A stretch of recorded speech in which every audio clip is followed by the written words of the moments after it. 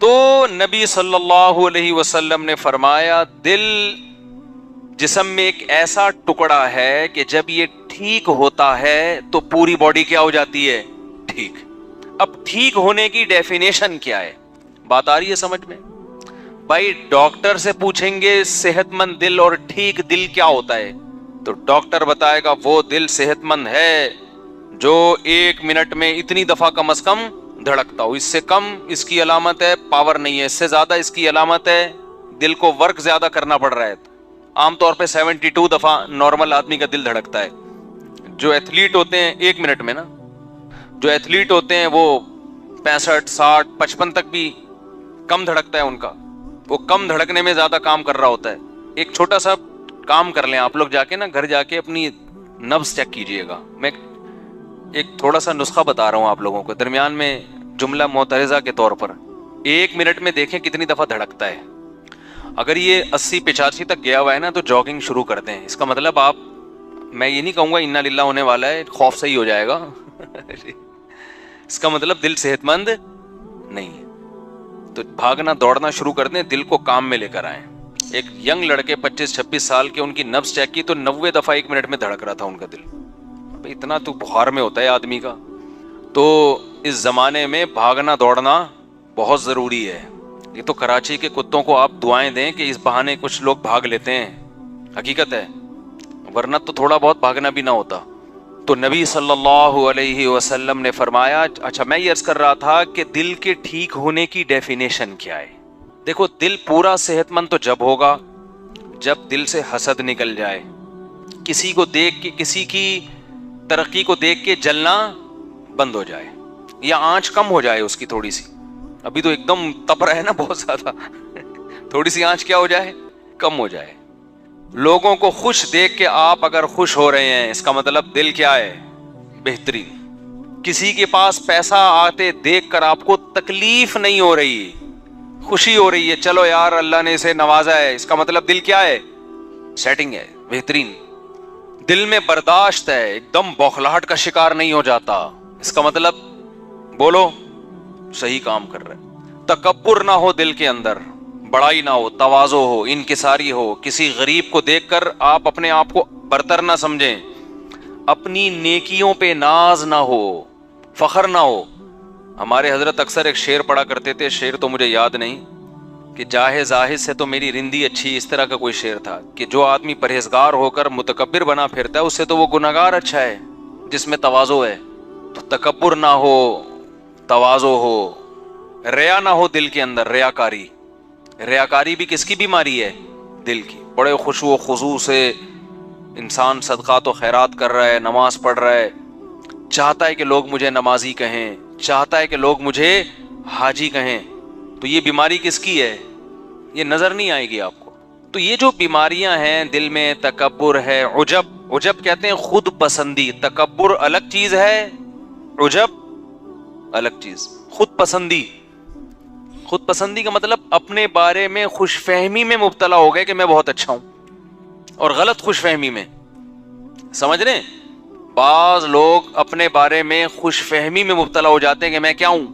بہت نیک، حالانکہ ان کو اگر وہ تنہائی میں بیٹھ کے غور کریں، اپنی خامیوں پہ نظر ڈالیں تو ان کو پتا چلے گا میں نیک نہیں ہوں۔ ہمارے جاننے والے تھے، وہ عجیب عجیب چیزیں شروع کرتی ہیں، عالم بھی تھے وہ، تو وہ عجیب عجیب چیزیں انہوں نے شروع کر دی، کبھی خواب بتا رہے ہیں اپنے، کبھی کرامتیں بتا رہے ہیں، کبھی اپنے واقعات بتا رہے ہیں، تو ہم حیران ہو گئے، یہ اوپر سے کھسک گئے ہیں کچھ تھوڑے سے۔ تو ان کے کسی مرید سے میں نے پوچھا، یار آپ کے پیر صاحب کو ہو کیا گیا ہے؟ یہ آج کل تھوڑے سے نارمل زندگی گزارے ہیں جیسے سب لوگ ہیں۔ وہ کہتے ہیں کچھ بھی نہیں ہے، اصل میں مجھے ایسا لگتا ہے میرے پیر صاحب کو یہ وہم ہو گیا ہے کہ میں بہت نیک ہوں، یعنی اپنے پیر کے بارے میں وہ بھی بیزار آ گئے تھے اپنے پیر صاحب سے، کہہ رہے ہیں میرے پیر صاحب کا قصور نہیں ہے، مجھے ایسے لگتا ہے میرے پیر صاحب کو اپنے بارے میں یہ وہم ہو گیا ہے کہ میں بہت، یعنی پیر صاحب بہت بولو نیک ہیں۔ میں نے کہا بڑا ٹائٹ تجزیہ کیا، کہہ رہے ہیں ان کا قصور نہیں ہے۔ بھائی ہو جاتا ہے انسان کو کبھی وہم ہو جاتا ہے، کہ جیسے ایک آدمی کو وہم ہو گیا کہ میں بندر ہوں، ڈاکٹر کے پاس گیا کہ ڈاکٹر صاحب مجھے وہم ہو گیا کہ میں بندر ہوں، میرا علاج کرو۔ ڈاکٹر نے کہا پنکھے سے نیچے اترے گا تو علاج کروں گا نا، اوپر چڑھ کے بیٹھا ہوا تھا، پنکھے پہ لٹکا ہوا تھا ٹھیک ٹھیک۔ تو وہم، اب تو اس کو تو وہم ہو گیا نا، بندر ہوں تو وہ بیچارہ کیا کر رہا ہے، بندر کی طرح کبھی ادھر جا رہا ہے، کبھی ادھر لٹک رہا ہے، کبھی ادھر گھوم رہا ہے۔ ہمارے حضرت کے بڑے بھائی کی طبیعت میں بڑا مزاح تھا، تو ایک دن جان کو عذاب آ گیا تھا، وہ ڈاکٹر سے کہتا مجھے وہم ہے کہ میں گدھا ہوں، کبھی ادھر جا رہا ہے، کبھی ادھر جا رہا ہے۔ ہمارے حضرت کے بڑے بھائی کے پاس آیا کہ مجھے وہم ہو گیا کہ میں گدھا ہوں۔ تو انہوں نے کہا جب یہ وہم کیا ہو پیچھے ہاتھ لگا کے دیکھا کرو دم ہے یا نہیں ہے، اگر دم ہے تو واقعی گدھے ہو، دم نہیں ہے تو گدھے نہیں۔ اس کے بعد سے وہ الحمدللہ نہیں آیا۔ تو جیسے بعض لوگوں کو یہ وہم ہو جاتا ہے کہ میں گدھا ہوں، بعض لوگوں کو یہ وہم ہو جاتا ہے کہ میں نے طلاقیں دے دی ہیں بیوی کو، حالانکہ نہیں دی ہوتی، یہ بھی بڑا وہم ہے کہ ہو سکتا ہے دے دی ہوں، خام خام میں بیٹھا ہوا ہے پاگلوں کی طرح۔ بعض لوگوں کو یہ وہم ہو جاتا ہے کہ میں نے 25 دفعہ وضو کیا مگر پھر بھی کوئی جگہ خشک رہ گئی ہوگی۔ ایسے ہی عین ممکن ہے، اور یہ حقیقت ہے کہ بعض لوگوں کو یہ وہم ہو جاتا ہے کہ میں بہت نیک ہوں، بعض کو تو خود سے ہو جاتا ہے، شیطان کراتا ہے، بعض لوگوں کو لوگ کروا دیتے ہیں یہ وہم کہ آپ بہت نیک ہیں، لوگ تعریفیں کر کر کے نا یہ وہم دل میں ڈال دیتے ہیں کہ آپ کیا ہیں، بہت نیک۔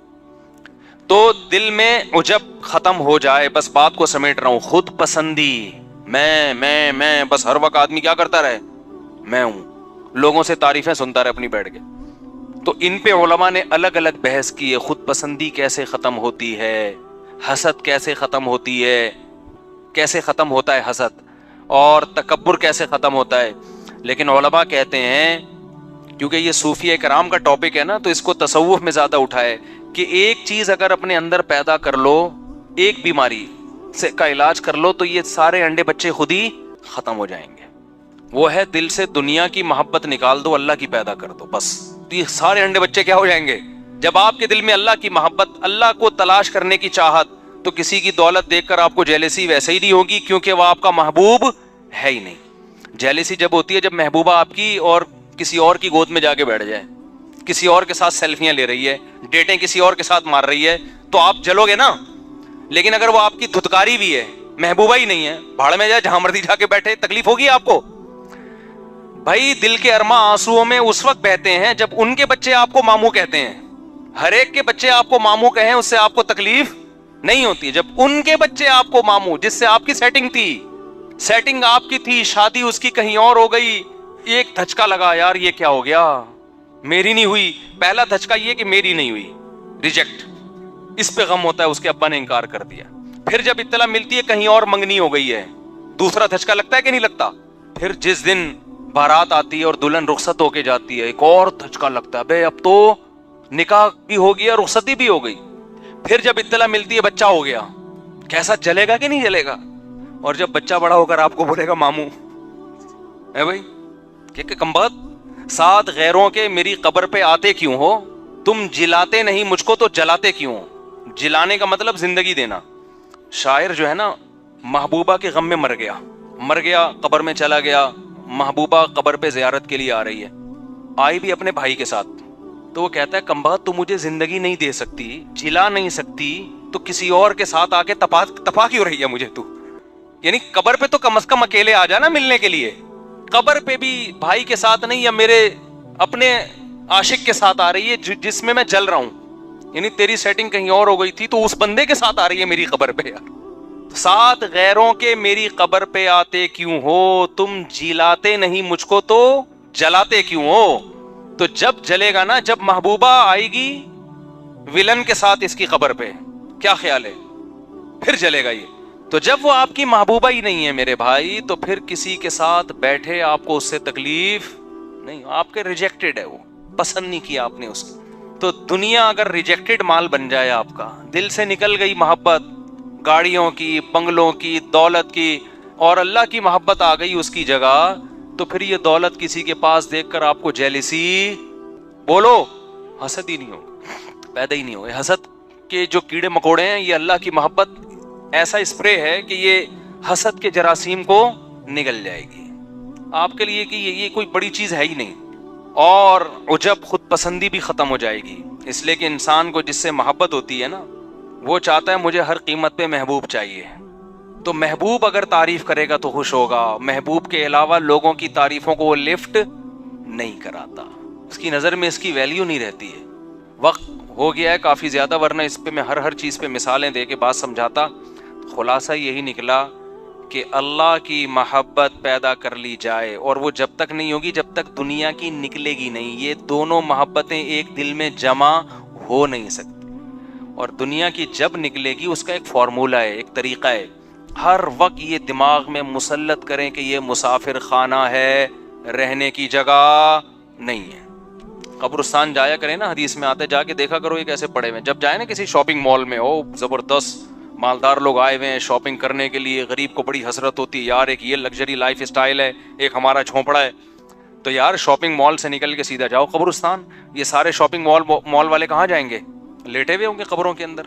بڑے بڑے تھے اس میں. آپ ڈیفینس کے قبرستان چلا جاؤ اگر آپ کو رنگی ٹاؤن کا اچھا نہیں لگ رہا، ڈیفینس کے قبرستان جاؤ، کلفٹن کے قبرستان جاؤ، آپ کو لگے گا بھائی اورنگی ٹاؤن کے قبرستان میں اور ڈیفینس کے قبرستان میں اوپر سے تو فرق ہے، اندر سے کوئی فرق. اوپر تو ہوگا شاید کوئی تختیاں وختیاں لگی ہوئی ہوں گی، تو اندر سے صاحب جتنے کیڑے مچھر کالونی والے کی قبر پہ ہوتے ہیں اتنے ہی کیڑے ڈیفینس کے اندر جو لیٹا ہوا ہے اس کی لاش پہ بھی اتنے ہی کیڑے. ملیر کینٹ ڈیفینس اور اللہ بھلا کرے کلفٹن، گلشن اقبال، قبرستان اندر سے سب کے ایک جیسے. ختم 2 دنوں کی کہانی ہے یار، گزر گئی گزران، کیا جھونپڑی کیا میدان، ختم ہونے والی دنیا ہے یہ. کیا کرنا ہے اسے دل لگا کے. لا احب الآفلین. ابراہیم علیہ السلام نے جب دیکھا نا سورج کو، ستارے کو دیکھا تو کہا کہ شاید یہ میرا معبود ہے. جب وہ غائب ہو گیا تو فرمایا لا احب الآفلین، میں فنا ہونے والوں سے محبت نہیں کرتا. اور اللہ کی محبت پیدا ہوتی ہے ذکر اللہ کی کثرت سے. جب انسان عبادت کی کثرت کرتا ہے تو دل کس کی طرف مائل ہونا شروع ہو جاتا ہے؟ اللہ کی طرف سے. اور اللہ کے لیے قربانیاں دینے سے. قربانی کا مطلب اپنی خواہشات کے خلاف جب اللہ کے لیے چلیں گے تو دل اللہ کی محبت اس میں پیدا ہونا شروع ہو جائے گی. تو اس کا سب سے بڑا فائدہ دنیا میں ہوتا ہے. دنیا میں جو اللہ سے محبت کرتے ہیں جو فوراً فائدہ ملتا ہے وہ سکون قلب، اطمینان، ایسے مزے کی زندگی، خوشی راحت والی زندگی. ایسا قرآن کہتا ہے الا بذکر اللہ تطمئن القلوب.